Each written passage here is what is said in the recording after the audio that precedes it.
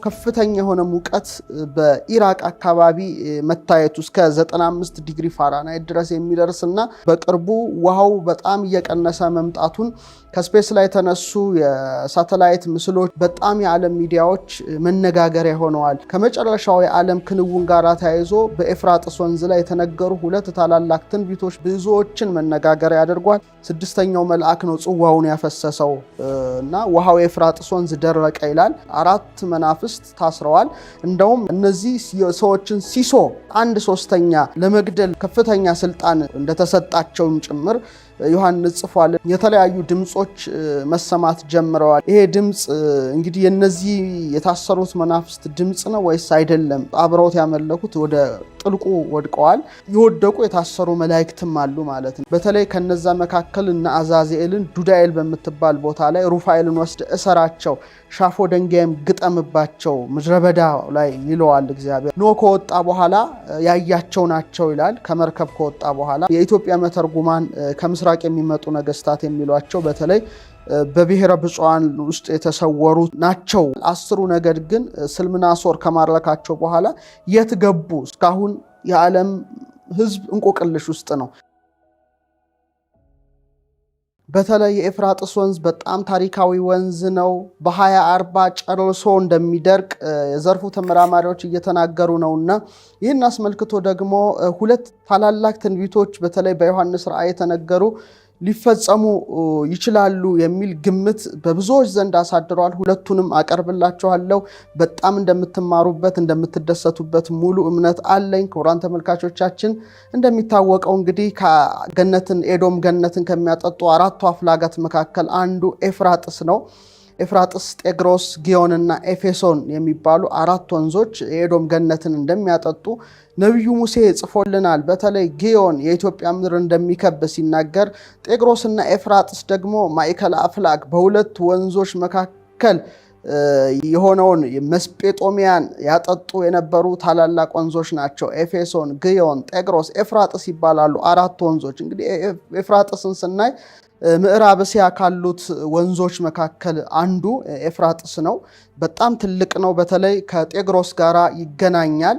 እንደሚታወቀው ይህ ታላቅ ወንዝ ከተርኪ ወይም ከቱርኪ መነጭና በሶሪያ አቋርጦ ወደ ኢራቅ ሄዶ እስከ ፐርሺያን ገልፍ ድረስ የሚደርስ ከፍተኛ ውሃ ነው። በዙሪያውም ደግሞ የተለያዩ ግብርናዎች፣ አሳ ማስገሮች ይደረጋሉና በጣም ሲሳይ ነው። ነገር ግን ይህ ኤፍራጥስ ወንዝ በቅርቡ በጣም እየደረቀ መጠኑም እያነሰ መጥቷል።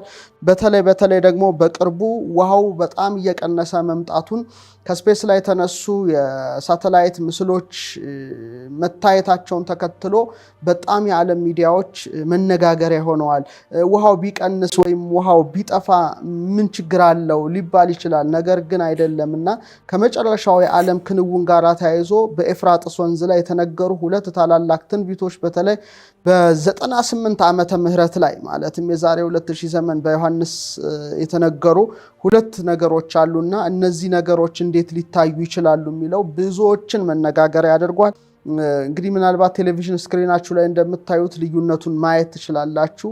በፊት የነበረውን የወንዙን ፍሰትና አሁን ምን ያህል እንደደረቀ ያሳያል። በጣም ደርቋል ማለት ይቻላል። በ2040ዎቹ ላይ ጤግሮስም ኤፍራጥስም ሙሉ በሙሉ ይደርቃሉ ብለው ብዙ የሳይንሳዊ መረጃዎች እየወጡ ነው። እነዚህ መድረቃቸው ደግሞ የሚያመጣው ነገር ምንድን ነው የሚለውን ነው ዛሬ ክቡራን ተመልካቾቻችን ይዤላችሁ የምቀርበው። በተለይ ኤፍራጥስ ወንዝ ሁለት ታላላቅ ነገሮች ተቀምጠውበታል። አንደኛውና የመጀመሪያው በተለይ ዮሐንስ የጻፈልን በራእይ 9:14 ላይ እንዲህ ብሎ ተናግሯል። መለከትም ያለውን 6ኛውን መልአክ በታላቁ ወንዝ በኤፍራጥስ የታሰሩትን 4ቱን መላእክት ፍታቸው አለው። የሰዎችንም ሲሶ እንዲገሉ ለሰዓቱና ለቀኑ ለወሩም ለዓመቱም ተዘጋጅተው የነበሩ 4ቱ መላእክት ተፈቱ በማለት 1 ሰዓት፣ 1 ዕለት፣ 1 ወር እና 1 ዓመት እነዚህ መናፍስት የሚፈቱበት ጊዜ ሲጽፍ በተለይ ደግሞ ኤፍራጥስ ላይ እንደታሰሩ ይጽፍልናል እና ኤፍራጥስ በጣም ምስጢራዊ ወንዝ ነው ማለት ይቻላል። 4 መናፍስት ታስረዋል።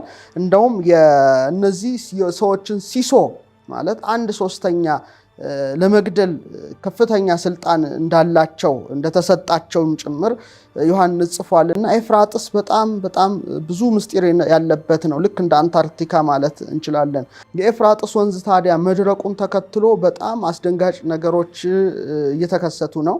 ከነዚህ መካከል በተለይ የተለያዩ ድምጾች መሰማት ጀምረዋል የሚሉ በርካታ መረጃዎች ድምጾቹ ከውስጥ መሰማት መጀመራቸውና ደስ የማይል ድምጽ ከውስጥ ይወጣል። ይሄ ድምጽ እንግዲህ የነዚህ የታሰሩት መናፍስት ድምጽ ነው ወይስ አይደለም የሚለው ነገር በጣም አነጋጋሪ ሆኗል። ከዚሁ ጋር ተያይዞ ደግሞ የተለያዩ ተነሎች ወይም ቱቦዎች ቦዮች እየተገኙ ነው እና እነዚህ ቦዮች ወዴት ይወስዳሉ ወዴትስ ያደርሳሉ የሚለው የዓለም ሕዝብ አይኖች ሁሉ በአሁን ሰዓት ወደ ኤፍራጥስ ወንዝ ላይ ሆኗል። በተለይ በዚህ ምርምር ውስጥ ያሉ ቴዎሎጂያኑም ሌሎችም ተመራማሪዎች በጣም ትኩረታቸው በኤፍራጥስ ወንዝ ላይ አድርገዋል። ምክንያቱም እነዚህ የታሰሩት መናፍስት እንዴት ነው ኤፍራጥስ ወንዝ ላይ የሚለውን ስናይ ቢያንስ በ3-4 ደረጃ ማየት ይቻላል። የመጀመሪያው እንግዲህ በዓለመ መላእክት ላይ በነበረው ፍልሚያ እንግዲህ መናፍስት ስንት የወደቁ የሚለውንም ማየት ያስፈልጋል። በዓለመ መላእክት ላይ በነበረው ፍልሚያ በተለይ ኢዮር፣ ራማ፣ ኤረር ላይ ከፍተኛ የሆነ ውጊያ ተካሂዷል እና ውጊያ የተጀመረው መጀመሪያ ሰማይ ላይ ነው። በተለይ የቅዱስ ሚካኤል ነገዶች ተዋግተዋል፣ ተፋልመዋል ከሳጥናኤል ነገዶች ጋራ። እንደሚታወቀው ሶስቱ ሰማያት ላይ 10 ክፍሎች አሉ። የመጀመሪያው ክፍል እንግዲህ ወይም ሰማይ በመላእክት ዓለም ማለት ነው ኢዮር ይባላል። ኢዮር ራሱ ለ4 ክፍሎች የተከፈለ ነው።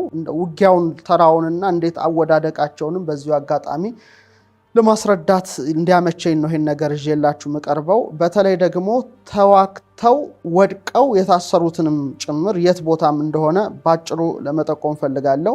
እንግዲህ ኢዮር በተባለው ሰማይ ላይ የመጀመሪያው ክፍል አጋዕስት ይባል ነበረ እና መሪው ሳጥናኤል ነው ወይ ዲያብሎስ ማለት እንችላለን። ሰማሊያል ብዙ ስሞች አሉት። ሁለተኛውን ክፍል ግን ኪሩቤል የሚባል ነው ነገዱ። አለቃቸው ኪሩቤ የተባለ የሰው ገጽና የአንበሳ ገጽ ያለው መልአክ ነው። ያን ክፍል ይመራዋል። ሶስተኛው ክፍል ነገደ ሱራፌል ይባላል። ሱራፍ ብሎ ኤል የሚል ነገር አለው። አለቃቸው ሱራፊ ይባላል። የንስር ፊትና የላም ፊት ያለው መልአክ ነው። 40ቱ እንስሳ የሚባሉ ናቸው። ቀጣዩ ክፍል ኃይላት ይባላል። መሪው ቅዱስ ሚካኤል ነው። ያን ክፍል ይመራዋል። እንግዲህ ቅዱስ ሚካኤል በጣም ተዋጊ ነው። ከሰባቱ ብሩሃን አካላት መካከል ለምሳሌ መሪህ የምንለው ማርስ በቅዱስ ሚካኤል ይመስሉታል ሊቃውንት። ቀይ ሆኖ ቅላትን ይታያል። እሱም ተዋጊ ተፋላሚ መሆኑን ከማሳየት ጋራ ነው። ቀጥሎ ያለው ክፍል ራማ ይባላል። ራማ ላይ 3 ክፍሎች አሉ።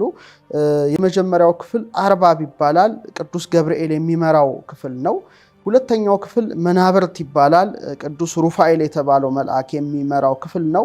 ቀጣዩ ሶስተኛው ክፍል ስልጣናት ይባላል። ቅዱስ ሱሪያል ወይም ሱርኤል የሚባለው መልአክ የሚመራው ክፍል ነው እና ኤረር የተባለችውን ክፍል እንደዚሁ 3 ክፍል አላት። ሊቃናት፣ መኳንንት፣ መላእክት ይባላል። ሊቃናት የሚባለውን ክፍል ቅዱስ ሰዳክኤል ይመራዋል። መኳንንት የሚባለውን ክፍል ቅዱስ ሰላትኤል ይመራዋል። መላእክት የሚባለውን ክፍል ቅዱስ አናንኤል ይመራዋል። ስለዚህ ሶስቱ ሰማያት 10 ክፍል ወይም በ10 ጊዜ 10 መቶ ነገደ መላእክት የሚባሉት እነዚህ ነበሩ። በዚህ ጊዜ በእንዲህ አይነት ተፈጥሮ በእንዲህ አይነት ዓለም ከኖሩ በኋላ የመጀመሪያው ውጊያ ሲቀሰቀስ በተለይ በሰማይ ሰልፍ ሆነ ሚካኤልና መላእክቱ ዘንዶን ተዋጉ ብሎ የዛሬ 2000 ዘመን በተለይ ዮሐንስ በራእዩ ላይ እንደገለጸው መላእክት ፈጣሪያቸውን አጥተው በሚመራመሩበት ሰዓት ነው እንግዲህ ከላይ የነበረው ዲያብሎስ አምላክ መሆንን ከመመኘት ጋር ተያይዞ ነኝ የሚል ድምጽን ያሰማው። ነኝ ማለት ብቻ ሳይሆን ሙከራን ወደ ማድረግ ደረጃ ነው ሄደው አልፎ ተርፎ ደግሞ በሰማይ የሚያድሩትንም እግዚአብሔርንም ወደ መሳደብ ደረጃ ሲደርስ በዓለመ መላእክት እንግዲህ ከፍተኛ ውጊያ ነው የተቀሰቀሰው። 10ሩ ነገድ ኪሩቤል፣ 10ሩ ነገድ ሱራፌል፣ ኃይላትን የሚመራው ቅዱስ ሚካኤል ተፋልመውታል። ራማ ላይ ደግሞ ነገደ አርባብን የሚመራው ገብርኤል፣ ነገደ መናብርትን የሚመራው ሩፋኤል፣ ነገደ ስልጣናትን የሚመራው ሱሪያል፣ ወደ ኤረር ሰማይ ስንወርድ ደግሞ ነገደ ሊቃናትን የሚመራው ሰዳክኤል፣ ነገደ መኳንንትን የሚመራው ሰላትኤል፣ ነገደ መላእክትን የሚመራው አናንኤል ተፋልመውታል። ሁለት ጊዜ ድል እንደነሳቸው የስነ ፍጥረት ሊቃውንት ይናገራሉ። በሶስተኛው ግን ድል ነስተውት እንደወደቀ እና ሰራዊቱም አብረው ወድቀዋል። እንግዲህ ለሶስት ክፍል ነው የተበተኑት ነው የሚሉት። በተለይ እነ ኤጲፋኒዮስ አንደኛው የተጠራጠሩ የፈዘዙና ያመለኩት የነበሩት አብረውት ያመለኩት ወደ ጥልቁ ወድቀዋል።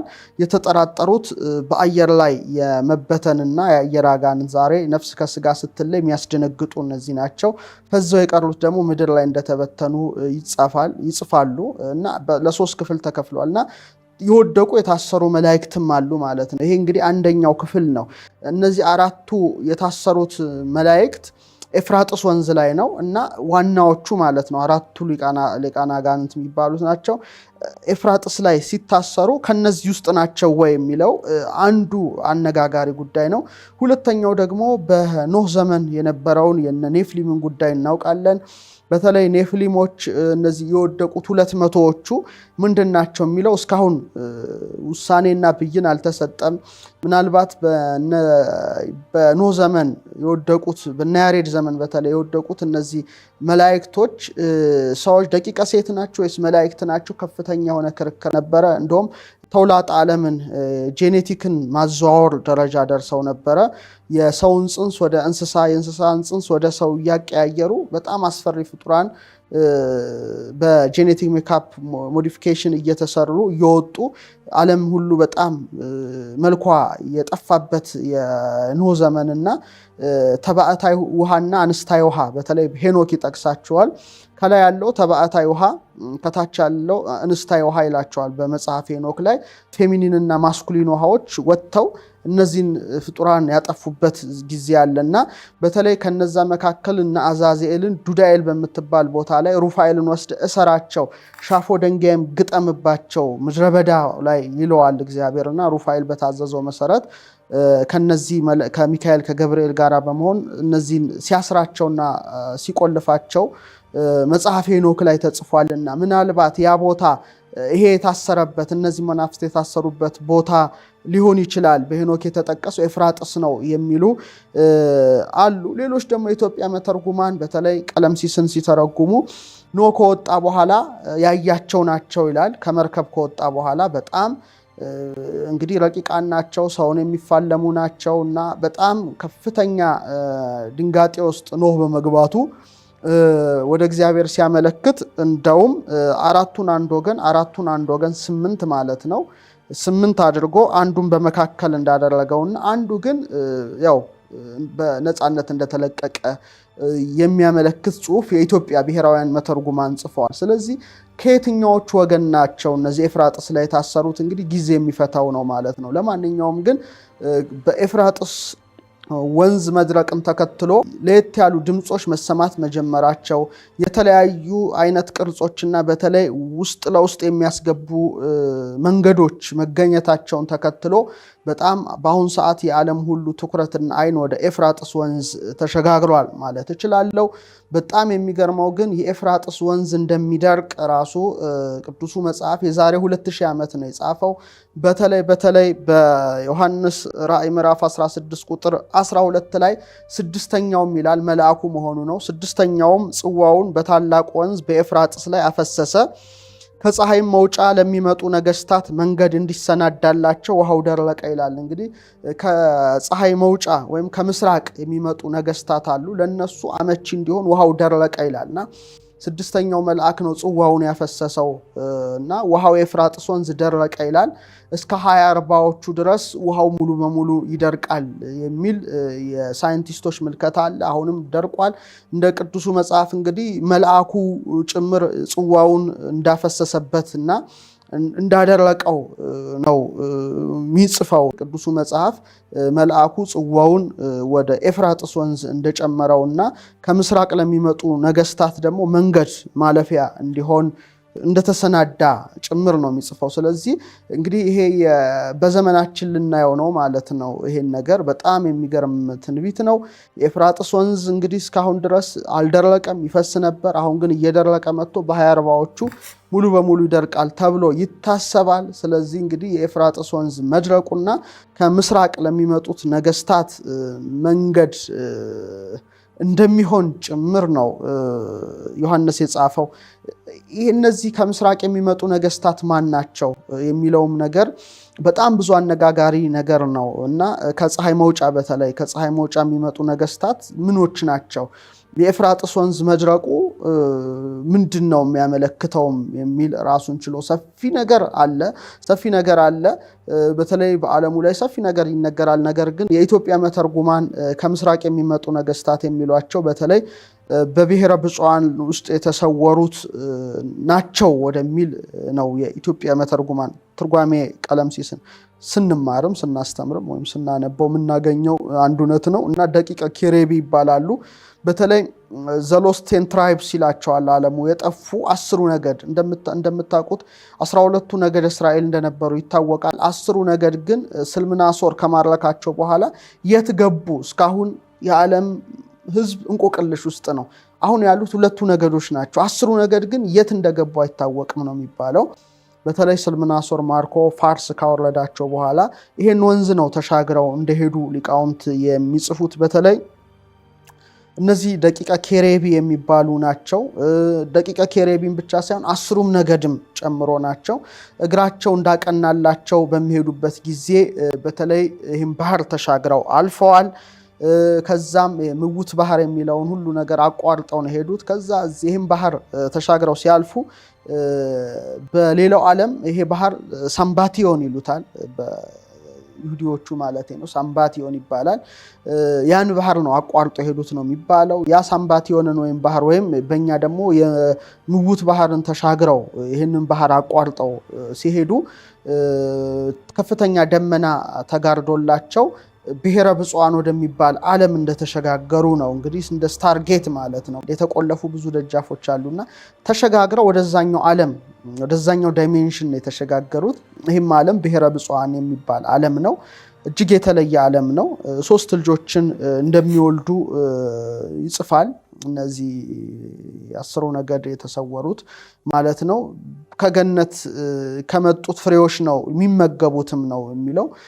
በጣም የተለየ ዓለም ነው። የተቀደሰ ዓለም ነው።